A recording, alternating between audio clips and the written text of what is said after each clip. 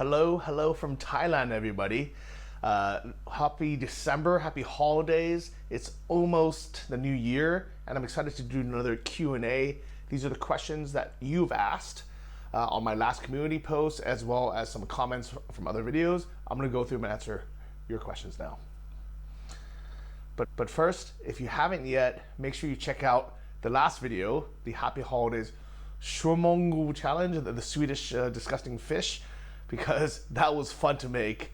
Here's a little clip that Brandon made of our experience. When you have diarrhea, but it's really bad when you're really sick.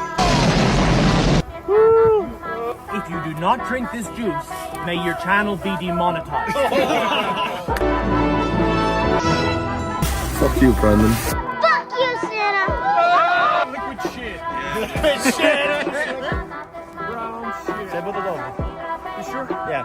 I'm sure about that. It smells like dead people.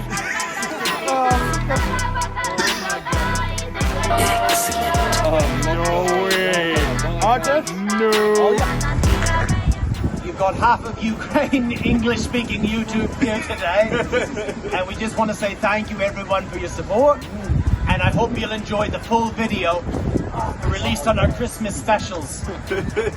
Slava Ukraine! All right, so the first question is from Guy Shard. This is a really kind of insightful, deep question, so I appreciate it.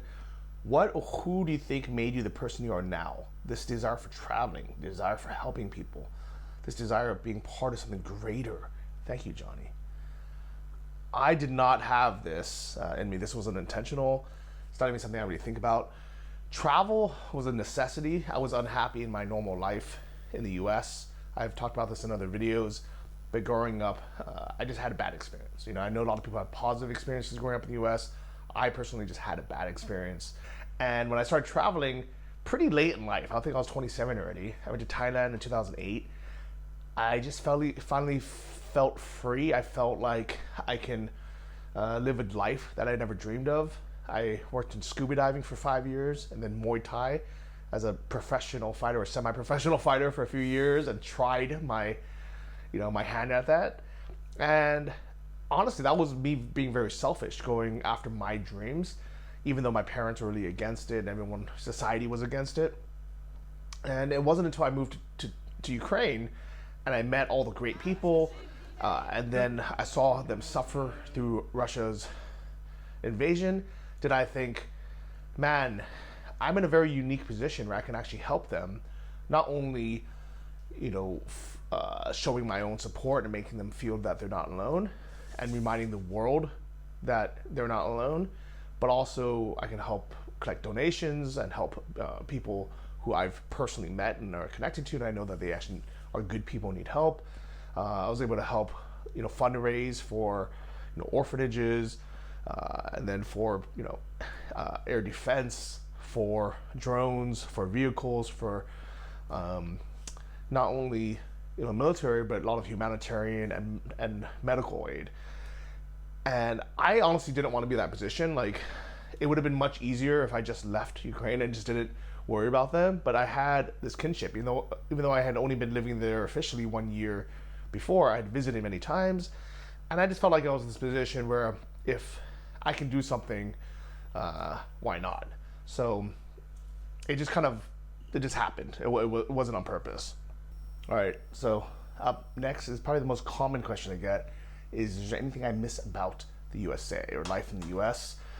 There's little things like the convenience of being able to just order something on Amazon, getting it the next day, though it's probably saved me a lot of money and headache not buying a bunch of crap online at a whim. I miss the convenience of getting stuff from like my favorite stores, Costco, Trader Joe's, maybe Target. But aside from that, I miss a couple foods, Mexican food, I would say. I definitely miss Mexican food. And friends and family. Although I'm lucky that I get to see a lot of them. Some of them have flown here, and I'll be seeing my parents soon as well. And now I can call them as well. FaceTime or WhatsApp video. Though I can't call them traditionally anymore because most of them actually never pick up the phone. especially if they see an unknown number, because they assume it's a spam call. This is actually a good time to tell you about this week's sponsor, Aura. I'm really happy to start using them because they have something that allows you to have them opt out for you on your behalf, these data brokers. And if you're not really sure what that is, like these companies will sell your personal data and make money off of you, and put you on, basically spam you, try to sell you things, and you could actually opt out of them yourself, but it's a lot of trouble, and you have to just keep doing it. It's a lot of follow up. It's just a lot of work. So with Aura, not only do they protect you from a whole host of things online, and they combine all these different services in one, including identity and credit monitoring, and Experian credit lock. It's a password manager, antivirus protection, it's a VPN, home tile monitoring, and what I just mentioned, the data broker removal. I mean, this is just my personal number, and these are the calls I've gotten before I started using Aura. So if you want to check them out, highly recommend them. You can get 2 weeks free and up to 70% off by using my link in the description below. It's aura.com/JohnnyFD. Check them out. Let Aura do the hard work of keeping you safe online, and stop letting these data brokers make money off of you. Use my link in the description below, aura.com/JohnnyFD, and get a 2-week free trial today. Second question is, Malek, would you ever consider buying or building a holiday home for yourself in Thailand where you can spend the winter, enjoy and relax the great vacation? So my original plan actually before Russia's invasion was to spend winters here in Thailand. I've been coming here every year since 2008, and I've probably spent 3 to 6 months a year since then here. And my original plan was to be able to just spend the summers, maybe fall or spring in Kyiv, in my home, and then fly, from Kyiv airport, maybe there'd be one stop, maybe even direct to Bangkok, come here, hang out by the beach, eat all my favorite food, get some massages, just have like a chill winter, escape the cold. And I never considered buying a place here because I don't want to be here year round. It's just too hot. And I really like summers in Europe. I like summers in Ukraine, but mostly because it's a bad value to buy here. Foreigners cannot own land. So if you want to buy something, it has to be a condo that has a, foreign hold agreement. And the main reason why I would not buy here is prices of condos don't really go up. They kind of either go down or stay the same. And it's simply because there's very few building codes and there's so much land, so they just keep building. In some very specific situations, maybe it might be an okay deal. Like if you bought a place that's already depreciated, like an older building, and it happens to be on the first line of the beach where they can't build in front of you. And it's a very desirable area where you're on a small island where there's not that much more room. But in general, there's always more room in Thailand. Even Phuket, there's a ton of vacant lots and room. And even though you don't think that they're going to build something in front of your building, just because there's a house there now, or a little shop there now, chances are they might just knock that down and build something. So it's not a good value, and it's so easy and cheap to rent in Thailand. There's almost no reason to buy something. But I would consider signing a long lease, 1, 2, 3 year lease at a place I like, lock in that price, and make it feel like a second home, even though I'm not there year round. On the same lines, are you considering buying a dacha near Kyiv? I think this would be a nice project, especially renovating it and adding stuff like a sauna or hot tub. So actually, I looked into buying a dacha, or like a little summer house near Kyiv, or somewhere in Ukraine. Have a little vegetable garden, have a little place where, my future kids can grow up, or my dog can run around and play. I can go on weekends.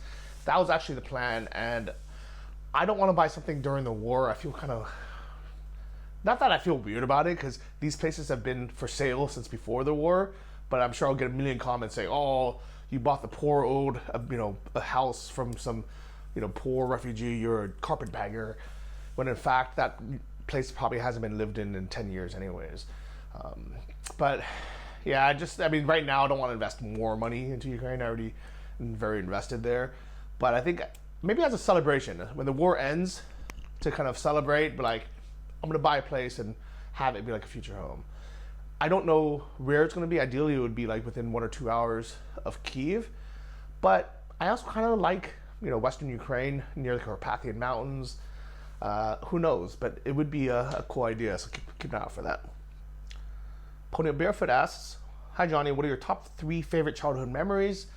I would say when I went camping with all my cousins. I remember, sitting in the back of the station wagon, probably illegally and dangerously.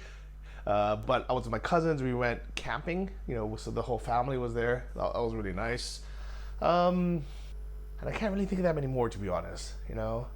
I didn't have the best childhood. As sad as it is, but really just those simple things have always been nice. Maybe that's why I like the outdoors so much. Dan Vale asks, "What is your secret to networking, making friends in new places, and maintaining distant friendships?" Meeting people is pretty easy if you don't know anyone in the new place you're going, especially with technology these days. There's always like meetup.com or Couchsurfing, which is a bit defunct now, Facebook groups, events. You can stay in a hostel where everyone else is traveling. Or just talking to like other people. Just like I literally meet people at line at the store. I used to be really kind of awkwardly antisocial. So at least those kind of years I wasted learning how to pick up girls has helped my social life. Just even with guys, just being able to talk to people. But I think you just have to have the initiative of just talking to someone. As far as maintaining friendships, it's easy as a guy to maintain friendships because I can literally not talk to someone or see someone for 4 years and then just pick back up exactly where we left off. My friend John, who came out to visit me, I haven't seen him in 4 years. And as soon as I saw him, I was like, "Hey, what's up? How you doing?" And it felt like we had just seen each other. And he had to mention, he's like, that was like 4 years ago. I was like, really? And I think it's because, once in a while, like, we'll FaceTime each other or WhatsApp each other. You still feel like you have that friendship. So with technology now, it's much easier. You just need to be the one to reach out and maintain friendships. Honestly, I'm a bit annoyed that it's usually me calling someone first. I get very few incoming, FaceTime requests or video calls. I would rather have them call me and, keep in touch. But, somebody does it. It's usually me. Oh well. That guy says, "What is your greatest fear in life?" Honestly, at this point, and actually it's been this for a long time, is getting married to the wrong woman, and being trapped in a bad relationship and having repercussions where I can't easily leave it. So, for example, marrying someone who I thought would be, great, we're happy, and then all of a sudden we hate each other, we're never having sex, we just, our lives are both bad because we don't like each other, but we're in a relationship where we have to stay together, whether we have kids or we bought like a house and it's hard to get rid of and split, or because of societal pressures, financial pressures or whatever it is, just, committing to the wrong person. That's what I'm so afraid of. I know if I stay single, I'll have like a decent and happy life. I won't ever stress about money. But as soon as I get married and have kids, that's like a big gamble. And that's my fear, is gambling away a perfectly comfortable life for something potentially much, much better, but potentially having something much, much, much, much worse that is going to be with me forever. You can't just like forget about your kids, unless you're a bad parent, but I would never do that. Well, here's a question about Ukraine from Tom Clark. "You lived amongst the Ukrainian people. How long do you think they can hold on mentally should a war continue long term?" And there's a reply that says they aren't give up for sure. Ukrainians are not going to give up. They've had so many years and years and decades of oppression. This isn't the first time Russia has tried to get rid of their culture, their language, enslave their people, take their land. This happened for hundreds of years, I think this might be the last straw. I think Ukrainians this time are like, that's it. Like, we're done letting Russia destroy us. This is our time. We're strong enough now. We have Western support. That's it. Because we cannot trust Russia. Every time they make a deal, they go against it. They lie. They do all these things to just kind of destroy everything. At some point, that needs to end. So even if Ukraine lost all outside support, which I really hope they don't, they will continue fighting. It might end up becoming a very dragged on, bloody war because of it, if they don't get what they need to win. But Ukraine is not going to give up. I will guarantee you that. They're not going to just be like, oh, here you go, just take our land and our people, because Ukrainians understand better than anyone the repercussions of that. And it's not immediate. It's 3, 4, 5 years later, Russia coming back and doing it again and again and again, and they just need to stop it once and for all, and they understand that, so they're not going to give up. Wachina asks, can you give us an updated breakdown of your currently monthly income sources? Are you still making money online or living off of savings at this point? So for those who don't know, I used to work online as a digital nomad or just remote worker. I was an online entrepreneur, and I was very, very transparent with everything I did. I even showed screenshots of everything I earned for like years. And it was just, at first I really enjoyed it because I wish someone else had done that so I can also learn from them, see what works.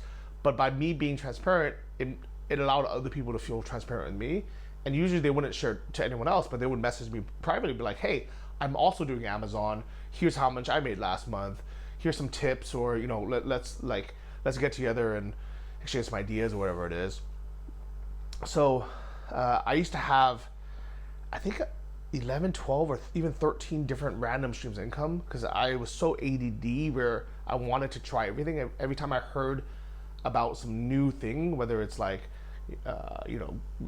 publishing books on Kindle, or creating a course on Udemy, or creating a second source here, offering like phone consults, or just all these things. People are like, hey, why don't you do this? Why don't you do this? Why don't you do this? I'm like, oh yeah, let's try it.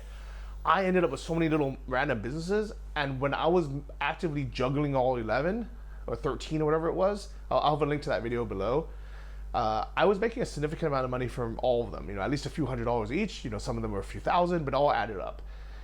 Now, honestly, I just don't even look at it anymore. I actually still earn from like my book sales or my, my courses on Udemy, random like complete passive income, from my blog, from things like that. But there's so little now that I don't even look at it.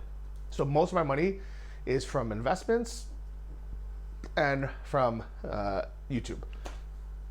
Kosma asks, since you're in Thailand, any interest visiting or vlogging from other nearby Asian countries? And I think a few other people asked what were my travel plans.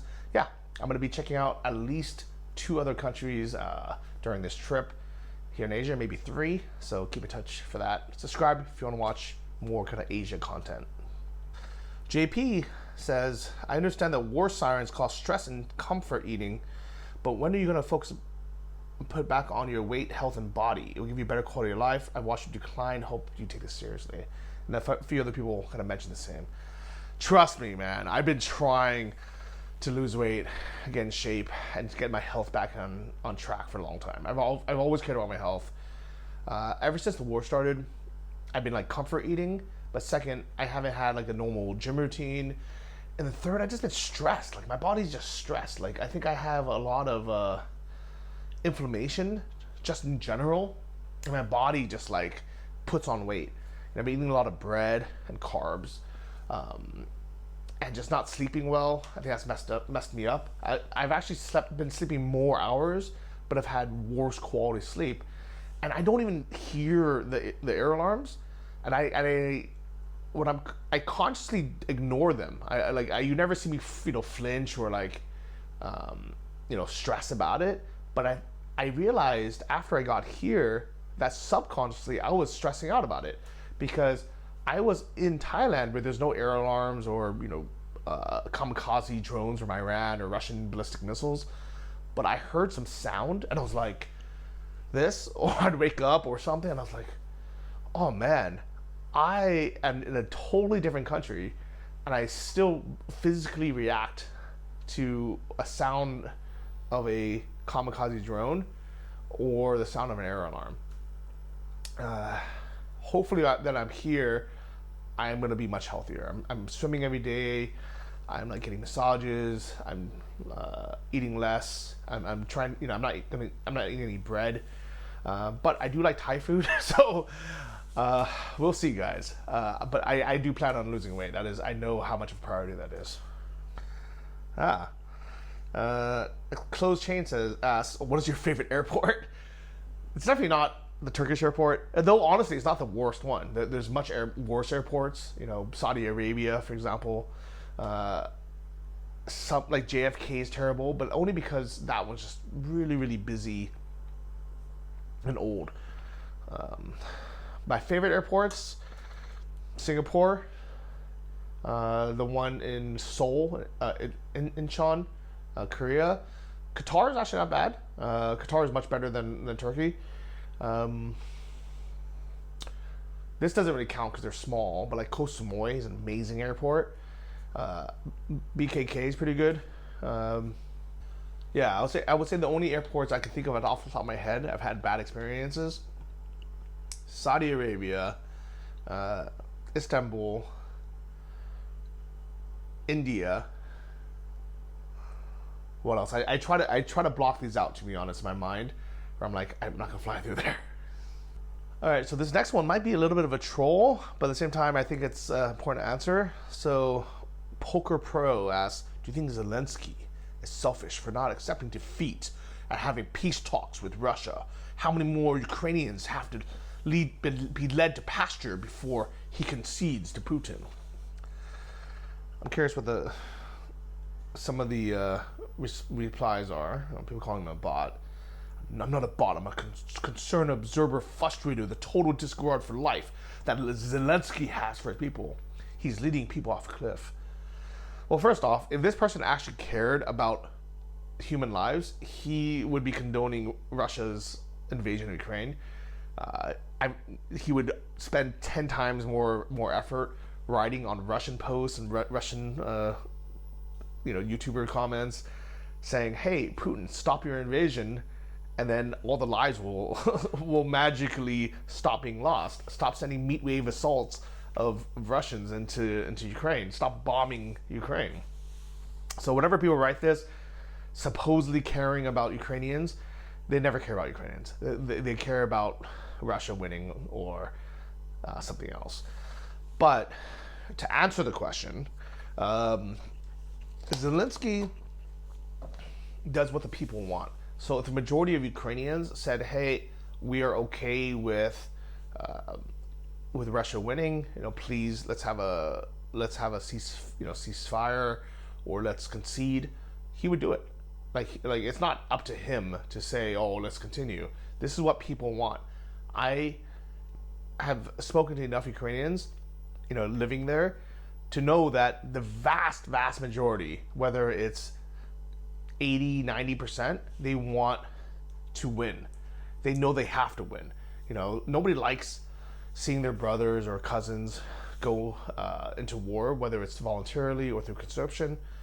But the other option is to let Russia come in, take a territory, destroy their homes, kill all the people, rape some of them. It's like, that's much worse. So unfortunately, as long as Russia is attacking, Ukrainians have to defend themselves. This one's interesting. Kalimaster says, what exactly is your profession or career these days? You seem a bit aimless, like you're waiting to start something new or find your true calling. Other than living the life of a retired person, ambling around the world to cheap destinations, or being a bumbling travel critic, picking fights with reimagined injustices wherever you go. Do you find you don't really have anything to do? If COVID and Ukraine war hadn't happened, what would you be doing with yourself?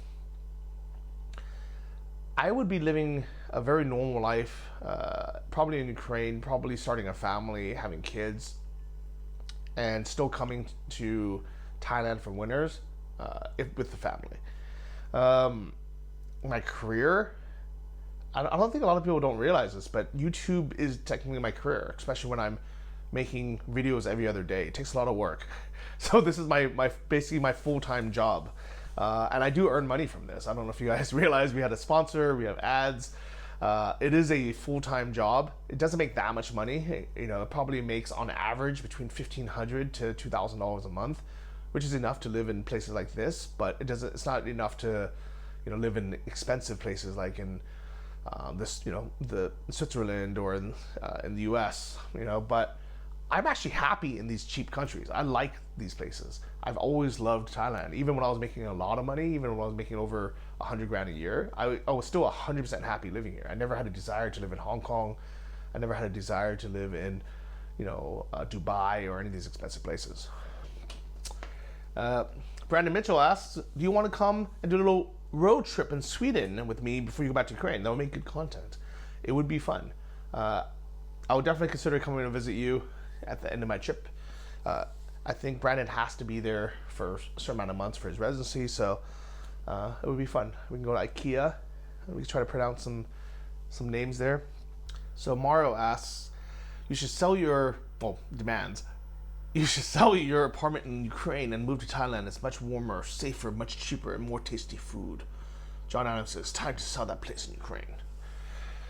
Well, the good news is if I did sell my apartments, I would actually break even. I wouldn't lose anything because the costs of apartments in Kyiv have gone up since the war started, mainly because so many people got their houses destroyed by Russia's invasion in the east that they moved into Kyiv, into Lviv, and other places. So property values have actually gone up. The average price per square meter in Kyiv, in the center, was about $2,000 per square meter in my area before Russia's invasion. Now it's about $3,000 per square meter. So my price has actually gone up about 33%. So even with my renovation costs, I can easily sell my place for about the same and maybe even make a small profit. My place in Kharkiv, I would take a loss on, but you know, if I lose $10,000 selling my place in Kharkiv, but you know, gain $10,000, you know, or even $50,000 in Kyiv, I'll still end up on top. However, I'm not gonna do it.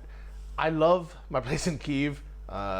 It was always my plan, even before the war, to have it be a rental property on Airbnb, and then when I'm gone, and then when it's free or when I want to go back, I'll just like block those dates and then live there.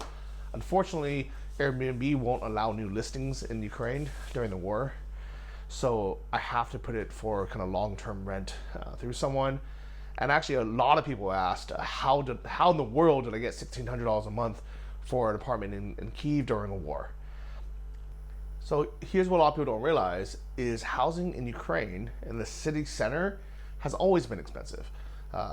It's the same as any other big city in the world or any other capital city in Europe, where it doesn't matter if the average income is $500 a month. It doesn't mean all apartments will rent for less than $500 a month, because for every 10 people who earn $500 a month, there's one person earning $5,000 a month. And this is the same in every single country in the world. If you go to Hong Kong, there are people who live in these tiny dorms, for very, very cheap, and then there's people who live in luxury penthouses. Same in New York, in Manhattan. There's people who live in Jersey or over the bridge, in these tiny places that they share with a bunch of people, and they're only spending, let's say $1,000 a month each. And then there's people who are spending $10,000 or $30,000 a month living in the center of Manhattan. It's like this everywhere in the world.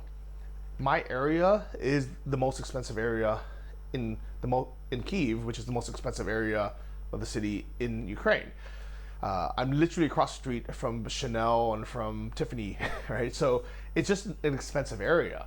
And my apartment is also about twice the size as the average, apartment. I have what they would call a 3-room apartment, while most apartments would be like 1 or 2 rooms. So it's not that it's the biggest or most luxury apartment in the whole country, but it's considered a nice one. And before the war, it would have rented out for about, let's say, $120 a night on Airbnb, or maybe $2,000 or $3,000 a month on a longer rental. Now, since the invasion happened, there was actually less apartments available. A lot of them got destroyed by Russia, and a lot of people moved in. And Ukraine has always been notorious for having really difficult short-term rentals. So if you're happy to get a real estate agent, pay 1 month's commission, and find a 1 year long lease, there's plenty of places you can find. You can find my place maybe for $1,000 a month if you were willing to sign a 12-month contract and do it through an agent. Maybe it wouldn't be the exact place. Maybe it would be either a little bit smaller or a little bit bigger, but in a different area. Furniture might not be as new. But let's say you can get one from around there. But if you wanted a month-to-month rent, or 3-month lease, it's gonna be a lot more expensive. Your only options are to find Airbnbs or booking, but because Airbnb won't allow new listings, there is a very, very limited amount of inventory. So most NGO workers or foreigners who have to come here, whether they're journalists, whether they're working as a diplomat for a country or for the UN or any of these big organizations, they have a housing budget for what a US quality or Western quality hotel would be, whether that's a Hilton or kind of that upper mid-tier level. So almost every single person I know who works for one of these organizations or who works for the embassy, they almost all just stay at the Hilton, for example, or one of these hotels, and they spend anywhere between $150 to $250 a night, which means they're spending $4,000 a month or so on rent. And even people who stay a long time, people spend a couple months living there. So $1,600 is well within their budget. Do I think that they should try to save money? Yeah. I think that they all should just have one fixer who finds and rents apartments for the entire year contract. They could probably get some decent ones for $800 a month, and then put in new furniture or put in kind of nicer bedding or whatever it is, and just give it to their workers or their volunteers as they come in for those months. That would be a great thing to do, but they just don't have a full-time employee doing that, so they just kind of leave it up to their people to find something. And fun fact is, I actually advertised my place for only $1,300 a month, but I wanted a 4-month contract because I knew I was going to be gone for at least 4 months, and I wanted 2 months deposit because my personal stuff is there and all my furniture is new. So I was happy doing taking $2,600 as a down payment and then charging $1,300 a month for it. But her organization wouldn't allow that. They said we can only do 1 month's deposit, but we're only willing to rent month to month. So we're happy to pay a bit extra if you want to accommodate that. And that's how I got $1,600 a month. And I'm happy to rent it out for that amount for as long as she wants to stay there, or at least until I miss my home. And because I'm paying much less here, this place specifically, I'm paying $12 a night. So $360 a month plus utilities. So for $500 a month, I'm living very happy, eating fresh fruit. If someone can guess what these 3 things are, maybe I'll send you one, or I'll get one for you. This is easy. This is probably a bit harder, and this is very hard if you've never had one. But yeah, that's it, guys. I hope you enjoyed this week's video. If you have any other questions, feel free to write them in the comment below, and keep an eye out for my community posts for next month, and I'll do this again in January.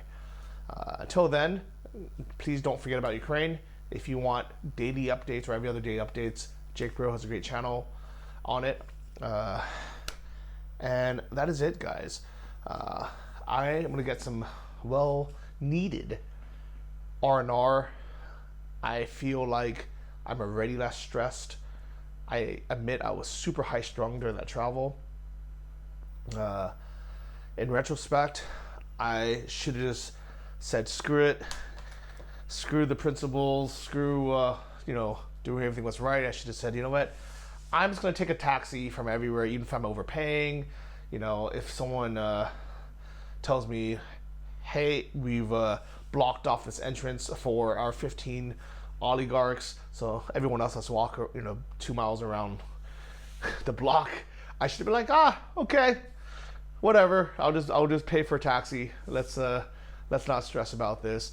Let's just not my business. I'm not trying to fix everything. The airport, I should have been like, if they don't want to run it right or design it correctly, I should just let it be. And I think being here, I realized, first, I can't change everything in the world. Second, it's not my job to try to change everything. Third, even if I have good intentions, I can be the one that ends up getting screwed over it. And fourth, I was definitely stressed from all the travel, all the kind of PTSD from just being in a country under invasion, seeing all these updates, hearing all these stories from people who have had their lives destroyed, and I needed a break. It's time for someone else to step in and fill my shoes.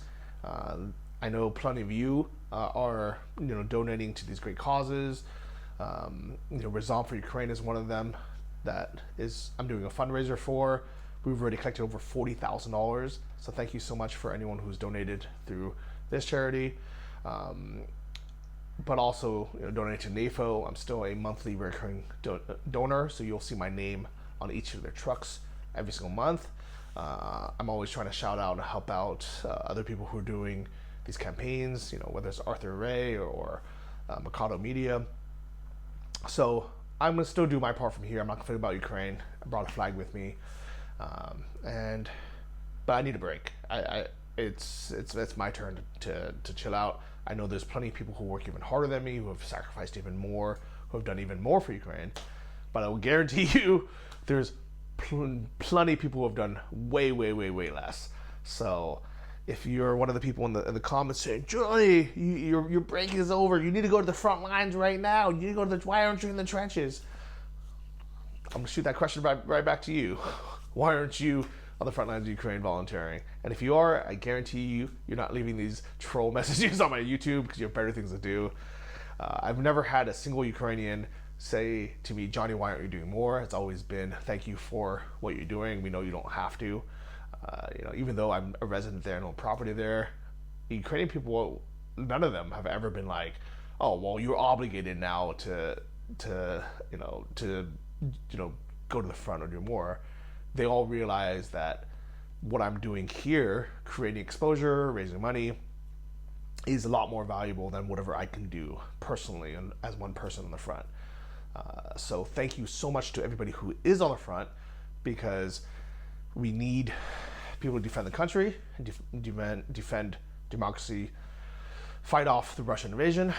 But at the same time, if you have a big platform and you have something else to contribute, whether it's money, whether it's time, thank you for doing that. Дякую, слава Ukraine.